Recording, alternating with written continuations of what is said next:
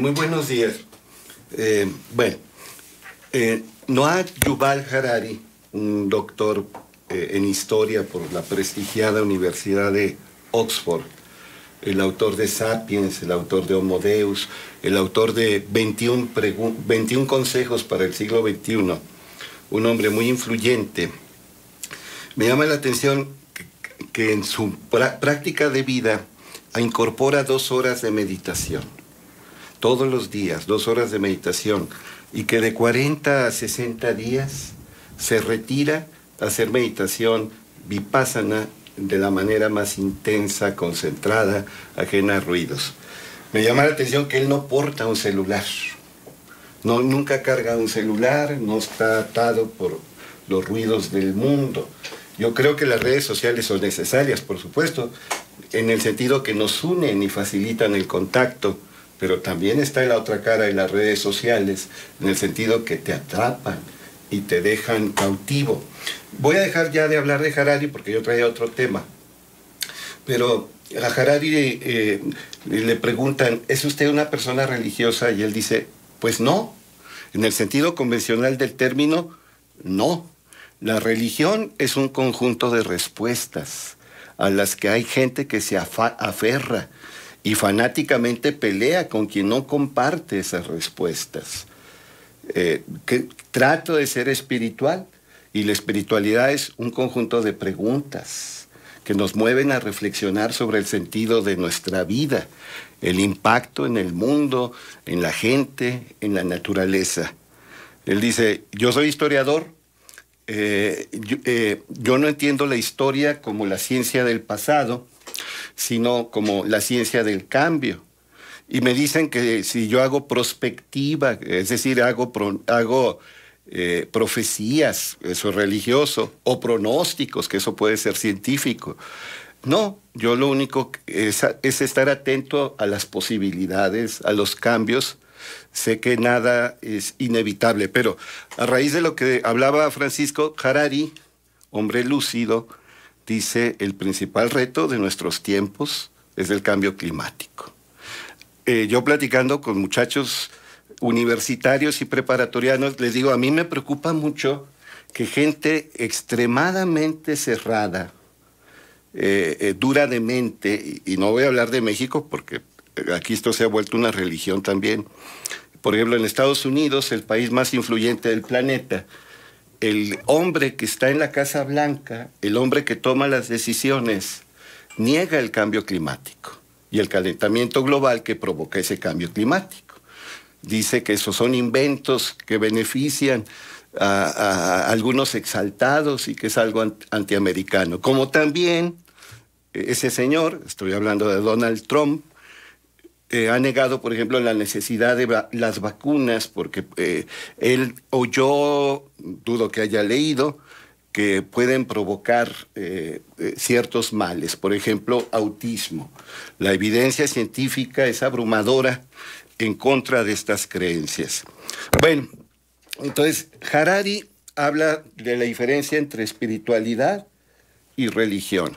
Mira, mi querido Juan, por influencia de gente muy brillante, por ejemplo, un profesor de filosofía, Daniel de la Torre, mi hermano Salvador Álvarez, que hizo su doctorado en Salamanca, también en filosofía. Yo estudié, y creo que a fondo, a los 4 jinetes del ateísmo tradicional de las últimas centurias. Estoy hablando de Karl Marx, estoy hablando de Federico Nietzsche, por supuesto Jean-Paul Sartre, y Bertrand Russell, del que he hablado infinidad de veces aquí, los leí a fondo. Los que me conocen saben que soy creyente en Dios, y me dicen, ¿no te movió tu fe en Dios? Y siempre digo, no. Sí me hicieron darme cuenta de muchas cosas, de cómo la religión ha sido utilizada sistemáticamente para defender la injusticia, la miseria, situaciones indebidas, cómo ha habido una connivencia o complicidad entre jerarcas religiosos y los principales beneficiarios del sistema, etcétera. También me han invitado a el ejemplo de estas personas, Bertrand Russell, por ejemplo, a cuestionar toda credulidad y rechazar toda superstición. Ellos cuatro.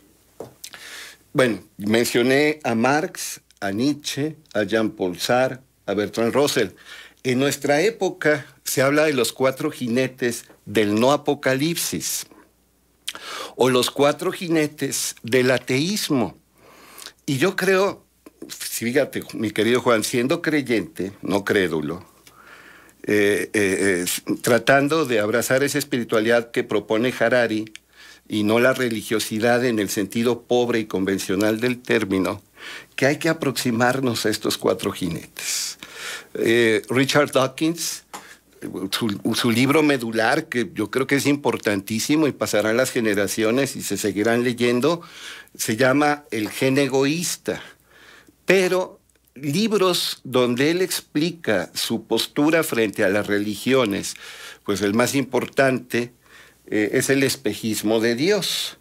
Tenemos también cómo a partir de textos suyos, el Canal 4 de la BBC produjo documentales espléndidos sobre la religión mal manejada, la fe del fanática, la intolerancia, el espíritu rabioso que lleva a agredir a otros, y le ponen de título La raíz de todos los males, aunque Richard Dawkins, propone que sea una pregunta: ¿es la religión la raíz de todos los males?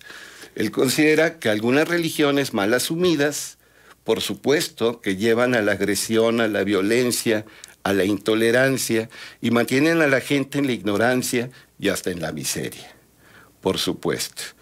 Otro jinete es Christopher Hitchens. Su libro tiene un título desafiante: Dios no es bueno. Hitchens es un periodista británico, tiene la facundia, es decir, la facilidad de palabra, es muy persuasivo, conmueve, llega al grano, te hace enojar o te maravilla, pero nunca te deja indiferente. Sam Harris, El fin de la fe, Carta a una nación cristiana. Él es un neurocientífico. Y alguien que, siendo de los cuatro jinetes originales, un norteamericano, Daniel Dennett, que ha estado aquí en México, por ejemplo, en esto que se llama La ciudad de las ideas, ha venido en 3 ocasiones. Dennett, el mismo Dawkins, ha estado aquí. Daniel Dennett, su libro más famoso es Rompiendo el espejo.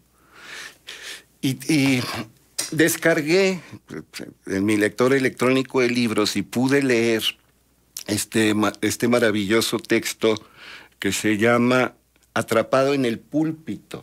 Bueno, sería la traducción, donde Dennett dice: conozco a sacerdotes, a rabinos, a clérigos, a jerarcas de religiones organizadas, algunos muy lúcidos, de enorme cultura, que tras revisar de manera detenida han perdido la fe en la religión organizada.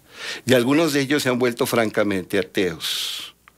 Y sin embargo, están atrapados. Por eso se llama así su libro, Atrapados en el púlpito. ¿Por qué? Porque llevan toda la vida en eso.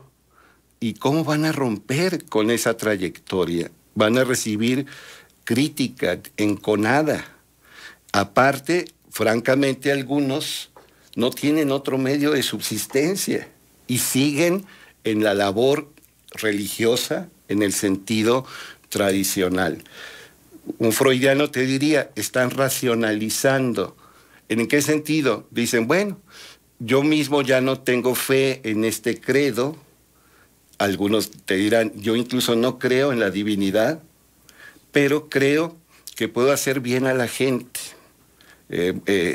tratando de encarnar y transmitir valores, dando palabras de aliento, acompañando, fortaleciendo.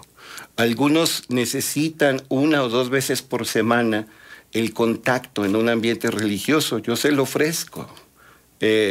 Dicen los sacerdotes, clérigos, pastores, ministros, distintas religiones.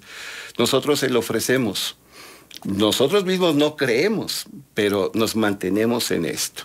El principal motivo es que tienen miedo de perder el medio de subsistencia y también de influencia, de poder, y recibir toda la avalancha, la avalancha de críticas. Entonces, hay que leerlos. Estoy seguro que si usted tiene fe, y es una fe, como diría Erich Fromm, una fe racional. Erich Fromm era ateo, por cierto. La médula de su fe no la va a perder, pero le va a quitar el óxido, todo lo que sobra, los lastres que deben soltarse han de soltarse, y va a salir fortalecido en su espiritualidad. Termino con una pregunta que un amable radioescucha me mandó por correo electrónico, que ¿de dónde viene el término alfil? Bueno, cuando estabas reportando, haciendo tu resumen noticioso, mi querido Juan, hablaste de que en la ciudad de Gómez Palacio hay un nuevo obispo. La palabra alfil en inglés es bishop, y bishop significa obispo. Todavía no estoy diciendo que es alfil, nada más estoy diciendo que curiosamente la misma pieza del ajedrez se llama en inglés bishop. Y bueno, la palabra viene del griego episcopo. Episcopo es el que mira desde arriba, es decir, el supervisor. Epi, sobre, arriba de, encima, scopeo como microscopio, telescopio, arriba. Perdón, mirar, observar, percibir con la vista, ver. Entonces, el obispo es el supervisor, es lo que significa. Bueno, pero no ha contestado. ¿Dónde viene alfil? En el chaturanga, que es el juego de ajedrez original, esa pieza se representaba como un pequeño elefante, porque el líder religioso viajaba en un elefante. Entonces, alfil significa elefante. Entonces, ese es el origen del término. Viene de la península indostánica, del subcontinente asiático, viene del sánscrito y, por supuesto, pasado por otras lenguas y dialectos de esa región, y llega a nuestros días como alfil. Quiero preguntar algo a propósito de lo que escuchaba cuando se hacía cita de Erich Fromm. Alguien que habló tanto del amor y alguien que dejó pues como un legado de lo que significa la reflexión sobre el amor.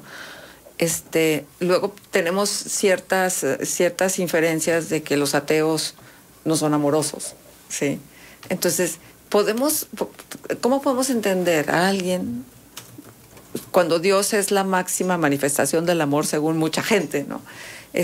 ¿Hay congruencia, hay incongruencia? ¿Qué pasa?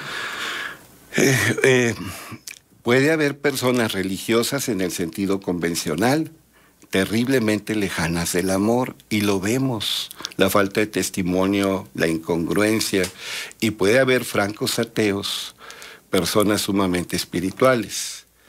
Aquí a mi izquierda, aquí está un personaje tristemente célebre, en ese sentido, ateo, gracias a Dios. Él es una persona extremadamente espiritual, sí. Y no estoy quedando bien con él. Ustedes que lo conocen tanto mejor que yo, lo saben. Yo entré en contacto con gente atea y son extremadamente espirituales. Volviendo a Harari, por ejemplo, él no cree en una divinidad, en una religión organizada, no es partidario de dogmas ni de ritos, pero él practica diariamente la meditación. Volviendo a Erich Fromm, que he leído su obra completita, este pensador de la Escuela de Frankfurt, ciertamente El arte de amar es una obra no tan compleja como otras maravillas que tiene, El miedo a la libertad. Erich Fromm era una persona extremadamente espiritual. Le gustaba el contacto con la naturaleza, disfrutaba mucho las caminatas, observaba los pájaros, escuchaba la música, sabía poner su ser íntegro en la percepción. Claro, sí, y es que también lo ligaba un poco con la colaboración de Francisco, en función de la indiferencia tan grande que tenemos hacia la naturaleza y hacia todo lo que todo lo que está vivo, que no seamos nosotros. Y entonces pensaba en esto, en la separación tan grande que existe entre lo que es el amor a la vida, verdadero amor a la vida, y este devenir nuestro tan lleno de egoísmo. Y además esta situación que se presenta en función de que los seres humanos nos creemos como el epicentro del mundo, ¿sí? Y además estamos enamorados de nosotros mismos, no de los demás. Y en ese sentido, mucho de lo que nos está pasando en el tema del medio ambiente, yo creo que está muy vinculado, ¿no? ¿Se acuerda de la esfera de Pascal? Sí. La esfera de Pascal representa la divinidad. Dios es un ser cuyo centro está en todas partes y cuya circunferencia está en ninguna. Y lo mismo podemos decir de cada ser humano. Y si somos cada uno de nosotros, para nosotros somos el centro del universo. Eso no es una postura mezquina ni reduccionista. Tanto tiempo para atrás, diría Borges, y la historia está aquí. Este es el momento, el contacto con el kairos y la trascendencia del cronos.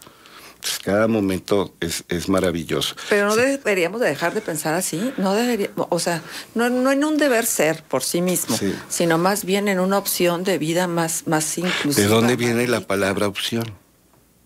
Es la misma raíz de zen, y que es mirar. De ahí viene opción. Entonces, tenemos 60,000 ideas cada día en promedio. Dicen los expertos en neurociencias y cognición. Producimos 60,000 ideas. La gente no está llena de ideas. Las procesamos de manera desordenada y estamos llenos de ruido. Entonces necesitamos la percepción, detenernos. Eso decía Alvin Toffler, por ejemplo, en los 70, cuando saca el Shock del Futuro. Sí. Decía, los cambios son tan vertiginosos, tan rápidos, que nos dejan perplejos y damos respuestas tontas. Necesitamos momentos de silencio, apartarnos, retirarnos. Esa es la reflexión. La información siempre será necesaria, pero ¿de qué nos sirve la información si no la procesamos cuál debe ser? Kant, un hombre maravilloso que yo admiro mucho, que le admiraba a Newton y toda la filosofía kantiana, es una reflexión sobre la ciencia más avanzada de su época. Kant, por ejemplo, él leía desde las 5 de la mañana hasta las 2 de la tarde. Luego comía siempre con invitados con los que conversaba y toda la tarde sentado en una silla frente a una ventana reflexionando. ¡Ah, qué pérdida de tiempo! Es un perezoso, es un holgazán. Decía, tengo que digerir. Entonces, por algo Kant es tan importante en la historia. Necesitamos no más esfuerzo, sino mejor esfuerzo. Exacto. Eso es lo que necesitamos. Excelente. Nos están escuchando desde Perkins, Oklahoma, y se comunica Lili Becky, dice, recomendaría la lectura de Mere Christianity de C.S. Lewis. Excelente. Sí, cómo no. Bueno, él ya habíamos hablado de él. Es un personaje muy importante. Felicidades a la familia Muro. Y también esto que mencionabas, me quedo con este concepto que me parece excelente de la religión como un conjunto de preguntas y la espiritualidad como la religión como un conjunto de respuestas y la espiritualidad como un conjunto de preguntas. Y hay que ver cómo la religión muchas veces va en contra de su propia raíz. Es decir, la religión muchas veces, en lugar de religar, desliga. Sí. O alguien que ya he mencionado aquí, jesuita, Tony de Melo, decía, Dios no es católico, Dios no es musulmán, Dios no es budista. Y el que piensa como católico no piensa, el que piensa como budista no piensa. También decía, el que piensa como freudiano, el que piensa como marxista, no piensa. Bien. O sea, si tú tienes que defender credos, te pierdes. Claro. Y bueno, pues Lili dice, un saludo a Toñín el Diablín. Gracias. Un punto de contacto. AntonioAlvarezMesta@hotmail.com.